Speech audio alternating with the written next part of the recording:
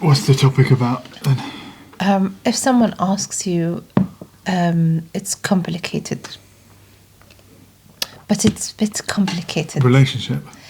In regards of what's happening in Palestine. Oh, okay. I think a lot of people that say, oh, it's very complicated, it's been going on for thousands of years, they're trying to muddy the water when it's obvious what's happening, that one side is dominating another. Who said it's complicated? No. I'm trying to discuss some of the feedback or some of the comments that people write. As you know, there are a lot of people that were not fully aware of how much suffer the Palestinians go through. Some know, some don't, okay? Some only found out now because obviously of,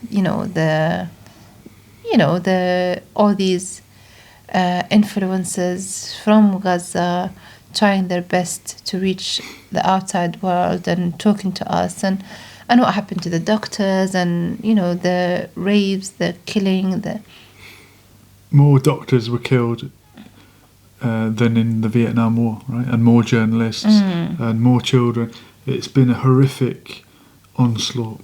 So, of course, there are a lot of people now are sharing these things in their stories in Instagram and, TikTok, whatever, social media.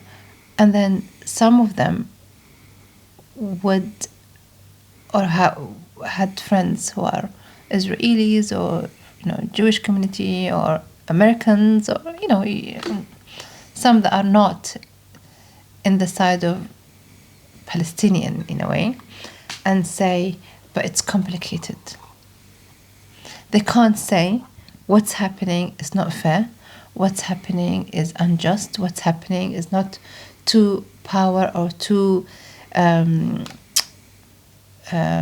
do you say, jeish, armies fighting against each other. It's not like that. This is much bigger than that. They can't say it's a genocide. They can't say it's an ethnic cleansing. But if you look at the image that came out from Rafah this week, Rafah is completely destroyed. There is no building standing tall in Rafah, and no humans, and no food, and no bakeries, and nothing is left. How could this be so complicated? Well, it's difficult for me to answer because I don't have that opinion. Of course you don't. It's hard to get into the mindset. How do you answer these people that come and say to you? There's people that are saying it because they're biased. Are you talking about the genuinely honest people who think, well, it is complicated? Yeah. They watch the news. They watch BBC News. They watch Sky News. Well, they listen to Trump. And then they watch the social media and see, for once, the social media has helped the people to understand the reality in this genocide. For once, I think that the people that say it's complicated are dwindling. There's not as many anymore. Even the BBC are showing you what happened recently when they opened fire on the people. Paramedics. Yeah, on the paramedics. So they're losing the battle of propaganda. So, and what do you think is happening in schools? Like, will this be addressed? Can it be spoken about it in schools? How do we support these Palestinians that are living here and their families are witnessing all of this back home, seeing it, and some of them have members of their family that are already, killed, or they can't get hold of. How do we support those children that attend the schools, seeing, witnessing, hearing, There's no easy way to see your country on fire, is there? No. Today Yemen got hit, and a couple of days ago Yemen got hit as well.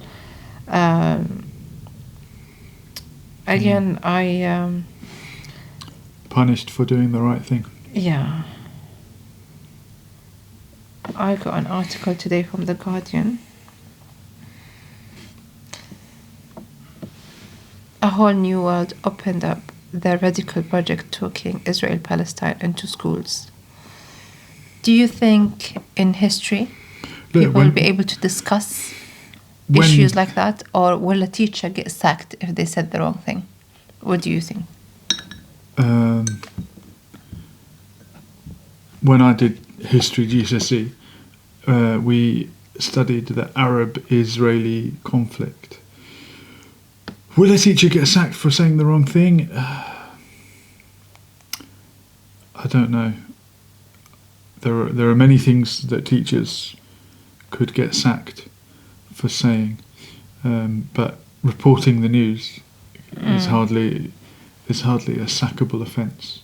If you were to say, "Oh, I think the behaviour of the IDF is a reflection of what Jewish people are like in general," I think that's a sackable offence. You can't say that. I know. Well, other than that, what could you say that would get you sacked? The history, like what would it be taught about what happened now? Like in the future. Will this be addressed? Will this be wiped from the history books? Do you know what I mean? Some of the children looked nervous. Some of the children go to school and feel like they can't say the word Israel. They can't say our family are getting killed by Israel. They're afraid. Like, I really wonder how much of freedom do you have in the UK? Look at the MPs, for example. You've read in the news today about Abtisam, a British Yemeni MP from the Labour Party, and another young lady with her as well called Yuan. I need to read her name right. I haven't got the names on here, but UK Foreign Secretary criticises Israel for denying 2 Labour MPs entry, and one of them is from Sheffield. She's of a Yemeni background. Is that Abtisam? That's Abtisam Mohamed. And Yong Yang. Okay. She is, I think, the MP for Ely and Woodley. So they flew to Tel Aviv. Yeah, and they were denied entry. Maybe that's your first mistake. They stood as Labour MPs. Maybe that's your second mistake. The party that stood by and watched the genocide happening. The party of Keir Starmer, who said, "I think that Israel does have the right to do what it's doing." So I'm sorry to say but Abtisam did come on the Parliament and stood there and shared quite, fairly, I don't know if I could use the word fairly, shared her thoughts about Palestinians. So why would you not use your power, your stance, where you are in life right now? Like, she might have been with Labour from a long time ago. She couldn't switch to another. I mean, who is the equivalent? Who is another powerful... George Galloway's Workers' Party. Yeah, but if they were not nearly there to win, Labour, and one of the Labour members have the intention that they will come out and stand and speak the truth for Palestinians. Well, I think it was a mistake, and it's very hard to feel sorry for people that stand for Labour, but I get what you're saying. So, for example, because the fact that she spoke about Palestinians, and she spoke how the UK are, what's the word? Implicit. And this needs to end, and the weapon supplies should stop. they think this is one of the reasons where she was not allowed to enter Tel Aviv. I mean, I think if I was in Abtisam position, I wouldn't go to Tel Aviv at this stage anyway. And I think she's also risking her life, you know, like how much protection do you have if you went in and were taken in custody there, right? You've seen how so many workers went there, aid workers, whether they were American citizens or British. If you fly, they got murdered as well. Into Tel Aviv, you are asking Israel's permission to enter the country, and they can turn you away. And they can make it a nightmare for you. They can detain you for 24 hours, as they often do, and they can turn you away. A wiser decision, if you want to visit the West Bank, the Palestinian territories, is to fly to Amman, Jordan, take a taxi to the border. You can go early in the morning when they're brushing them through. You can go late in the evening, just before the border closes. They can let you in or they can not let you in. But you don't have to fly to Tel Aviv. You can't be detained or put in a cell and sent back home. You can stay in Jordan and help the Palestinians that live in Jordan, and reach out to them there. I think that might have been a better idea than flying to Tel Aviv cap in hand and asking politely, can we come and visit? I mean, I know some of my friends that went not to Tel Aviv, but went, I think, through Jordan. Okay. And they were searched. They were, like, the way they were treated upon entry, they really want to make it a really awful experience that you don't want to visit. They want to put people up. That you don't want to visit Palestine again. Become bulletproof, as some people say. I remember hearing stories of, and I want to find his name. He is a Muslim sheikh, American convert to Islam, and I can't remember his name, but here he is. Dr. Omar, who's this guy? You must know him. Yeah. You're not required to change your name if you concur. Do you know this guy's name? And only would that be required if your name were something not good. Like I can't remember his name. And, I believe it's Dr. Omar. I have a cousin. He went to visit Palestine through Jordan. Mm-hmm. He got to the border. He didn't go begging them to let him in or trying to lie about his reasons for being there. He's a Muslim sheikh with a beard and a Muslim name now. Mm. He's a white man, if it makes a difference. And he apparently said, "You are not legitimate. You are going to let me in.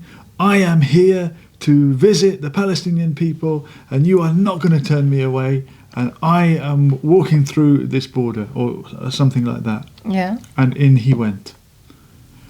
Okay. Is that the right way to do it? I don't know. Maybe other people who are less notable might have been turned away, maybe because it's got the name, and if he gets turned away, it'll be all over the news or all over his platforms. But he went in there as a strong name, or a strong man with the name Omar, and told it like it was. Maybe if these politicians had the guts to do that, maybe they would have been let in.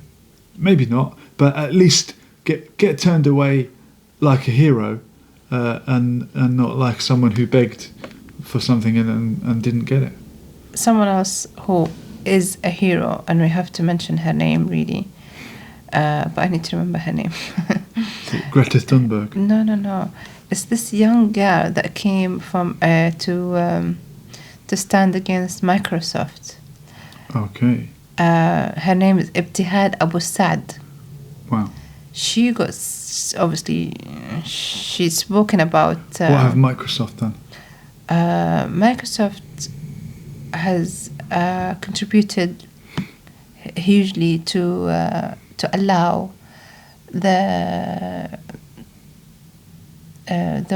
weapons. Is it their AI is being used? Yeah, it's been used to Okay. yeah. Turn it up if you get the clip. Play it. It will pick it up. Where is she? 1 second. I think, in my opinion, she's a real hero. She got sacked, so obviously she doesn't have her position anymore. Okay, shame on you. You are, yeah. We cannot be celebrating while people in Palestine are getting murdered thanks to my support. They could come after me, but I think the fear of that retaliation does not counter the fear of working on technology that bomb innocent. There you go. For me, sometimes you just have to tell it like it is. She lost her job. She obviously not going to get any jobs It's worth in that it. field. If you believe in something, Yeah. you might suffer for it. You might lose your job. You might lose more than that. But well done to her. Ibtihal Abu Saad, a Moroccan lady. Give me her name again. Ibtihal Abu Saad. Ibtihal. And what does that Abu mean, Saad. the name? Ibtihal. The one that conquers? Makes something halal? Ibtihal, I think it's joy. Something to do No, with joy, okay. Yeah. And the other name was Abtisam. Abu Saad. The Abtisam is the other other lady politician, was, okay. yeah. Okay. Yeah. From Basamat to Smile? Yes, from Smile. Yeah. Book your Ibtihal- Arabic Sorry, lessons Ibtihal with is Sarah Dardasha. is seeking Allah, ibtahala, to do to work hard, to do jihad, For the halal? Is it as in halal? Is that halal? No, the- halal is harf al-ha. Okay, it's a different Yeah. So yeah, I mean, it's interesting. Ibtihal, Abtisam, all these names out there. Do you think me and you are going to be affected to our entry to Palestine? Because now we have spoken, shared. Can you bear to not be triggered by someone who's trying to annoy you to get to say something? Can you just not respond? I mean, that's one thing, not responding. If they're only talking to you, but if they touch you, if they are literally, crossed the limits of how much can you manage. So many doctors in Palestine, I don't know if I can say the word. Spell it or refer to it. R-A-P-E-D. Okay. How much can you take as a human? How much can you bear? It's so sad to hear what the doctors have been through. It's so shocking that all these big surgeons that they were threatened, either come out of the hospital or we going to blow up the hospital, and they had to come out of the hospital. And his name was Abu al-Hirsh, the doctor. And he was one of the biggest surgeons in Gaza, and got treated in such a I don't know. I mean, I can't even describe. I'm sure people know who I'm talking about, but just to know that these people can go through all this and no one is speaking about it. Just for you to know that something like this could happen to anyone and no one can talk about it. How does this make the rest of the world feels? Do you know what I mean? The idiots that are there saying, this war has nothing to do with us. Because this war, this time, and I don't want to call it war because it's more than a war, it's a genocide. It's much bigger than any other conflicts that we've watched, because they are allowing a criminal, a war criminal, Netanyahu, to do anything he wants without being charged. He went to, which country was it? The Netherlands. Possibly, and there's a warrant for his arrest, or there's a he's and they accused. They did not arrest him. Mm-hmm. And I think they said they decided to leave the ICG court or something like this. They don't want to be part of it. So, like, how could you be a war criminal and just walk freely? Is it because America supports you? And if America supports you, you are untouched? Why does America support them? I mean, it's obviously to do with money, isn't it? Obviously to do with money. Why does Britain support them? I guess, again, it's to do with money, economics. Maybe. In the early days, Britain thought it would be useful to create a Jewish homeland in the Middle East where the government there will be loyal to Britain, or by implication the West. And now America are kind of like the new Britain, as they are the world superpower. Britain was once the number one power in the world, the British Empire. Now it's America. Or maybe America needs Israel to be in the Middle East, and maybe that's their way of controlling the Middle East. Well, that I think was the plan originally. But how does America benefit from Israel now? Are they benefiting, or are Israel benefiting from them? Is it mutually beneficial? Of course it is. Is it? What do America gain from it? They have power in the Middle East. Obviously, they want to expand. Like Palestine is not enough. Why would America want that? Who would not want the money, the wealth that is in the Middle East? You know, who would not want that? But how do America benefit? But isn't even Gaza has a source of Gaza has rich gas off the shore. Like, there's definitely more to it. Like was in Africa over the diamonds. Like, how many people got killed and murdered? Which country was it? Sierra Leone. Is that the one? That's the one you're thinking of? Yeah. Blood diamond. Yeah. Okay. So look how humans kill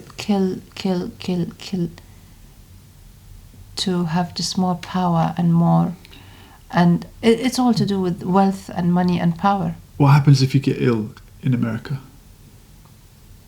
I guess you have to have insurance, otherwise you're not covered. Why? Unlike the UK, why? I don't know. Well, we have an NHS, we have a National Health Service, so the taxes pay for it. Yeah. So we have free healthcare, free at the point of receiving it. Israel has free healthcare. Who pays for it? Americans. America don't, but they're giving millions to Israel, and Israel does have free healthcare. Is it because they are a smaller nation than the Americans? Maybe, but all that money coming from America going to Israel, where people get free healthcare, and America doesn't even have that for their own people. But isn't that the fault of their own people that are not saying anything? Aren't they the people that are paying for it anyway?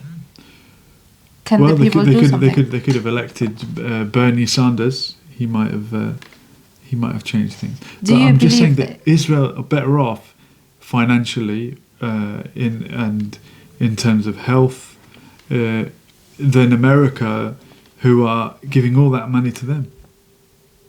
Why not spend that on your own healthcare? I think I've been hearing lots of Americans talking about it, and they're not liking what they're hearing, and they're not liking what they're seeing, and they don't like the fact that the government is wasting billions and billions in weapons and killing. And don't know if we can mention his name, but you remember the guy Jeffrey?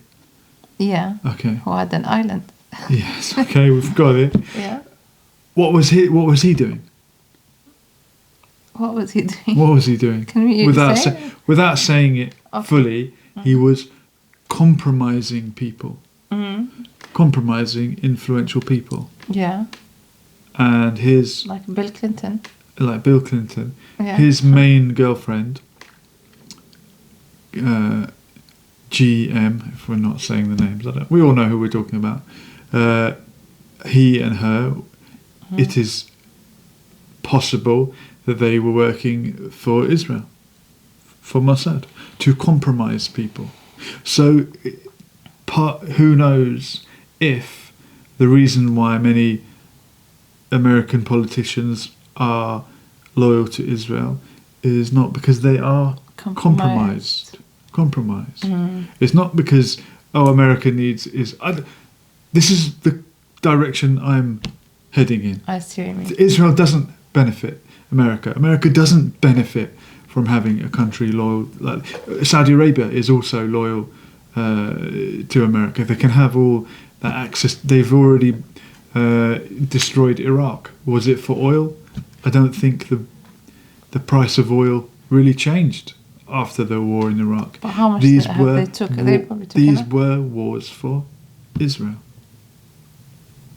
And I think America needs to break that relationship. It's not benefiting America. It's not benefiting Britain. A lot of the far right British nationalists wave the Israeli flag and think there's something pro-British about supporting Israel. Israel was bombed into existence by terrorists who executed British soldiers, who planted bombs in British targets, blew up the King David Hotel, which was the British headquarters in British Mandate Palestine. Since then, Israel sold weapons to Argentina during the Falklands War in the 1980s. Israeli weapons were used to kill British soldiers in the 1980s. Yitzhak Shamir, one of the early prime ministers of Israel, who fought in the gangs that established the country, his nickname was Michael, after Michael Collins, an Irish terrorist / freedom fighter, depending on your opinion, because Yitzhak Shamir admired the IRA's struggle against the British. So there's nothing pro-British about supporting Israel. Israel were resisting Britain when they ruled Palestine, rightfully or wrongfully. Israel were selling weapons to Britain's enemies, and there is nothing pro-British about standing with Israel. You just think there is because you're probably an Islamophobe who sees that the majority of Palestinians are Muslim, and you think, well, then I must support the other side. There is nothing pro-British about standing with Israel. How can we support the Palestinian at this stage? They are at the stage where bodies has been seen blowing up. You know, all the news that came out at the beginning on the 7th of October saying beheaded babies. In Palestine now, in Gaza, there is beheaded babies. It's been documented, it's been seen, it's been filmed. The literally body is blown up. Who can support? Who can stop this? Is it the people? Can the people do something? Do the people have the power to stop this? I don't want to say no, but it doesn't look good. speak about it. I'm sure you know the saying that the very least you can do is, no, the least you can do is hate it in your heart, but you can always talk about it. Don't stop talking. Yeah, I know we censor ourselves here, not because we don't want to say it, it's because we want to say it and it be heard, and the people that understand will understand. Thanks.